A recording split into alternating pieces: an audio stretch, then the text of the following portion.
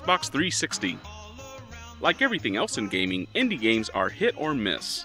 While some indie games attempt to bring something new to the table, others take a familiar formula and try to mix it up.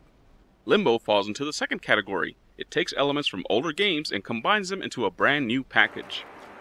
Limbo's story appears to be simple at first. The hero is a boy that is looking for his sister who is in limbo.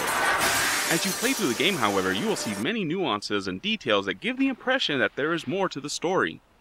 The only way to reveal everything is to replay certain areas to see how it all fits together. Limbo is presented in black and white, which gives the game an indie film feel to it. There is no colors and there is not even any 3D.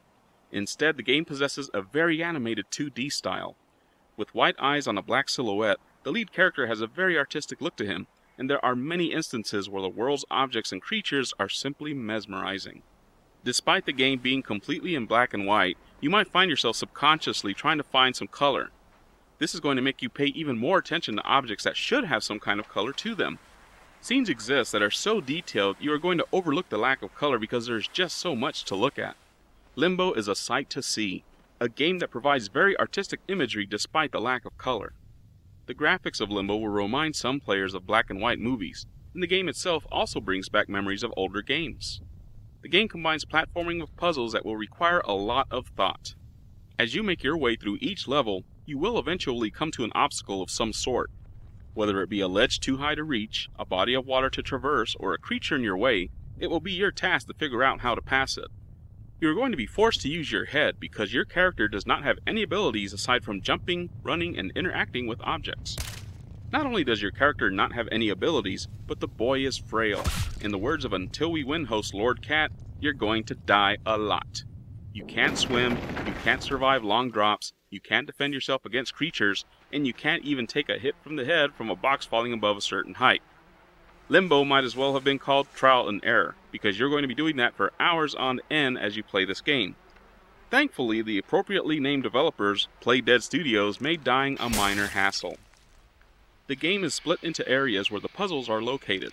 This means that you will always find yourself right at the beginning of the puzzle, and you won't be able to get any farther until you pass it. The deaths in this game are occasionally brutal and painful to watch when you realize that this is a child that has just been murdered in such a callous way. It fits with the nature of the game as the seemingly simple innocence of a child searching for his sister takes such a harsh turn. This makes Limbo a much more dramatic experience despite the lack of any narrative. Taking only about 5 hours on average to complete, the only true reason to keep playing Limbo is for the achievements. The achievements are far from being conventional as well as being far from easy to accomplish, making them a true challenge for all you achievement whores out there. Limbo is a game for a certain type of gamer. A gamer that enjoys a good challenge in a game rather than having it be overly difficult. Somebody who wants a taste of something new but with a flavor that is still recognizable.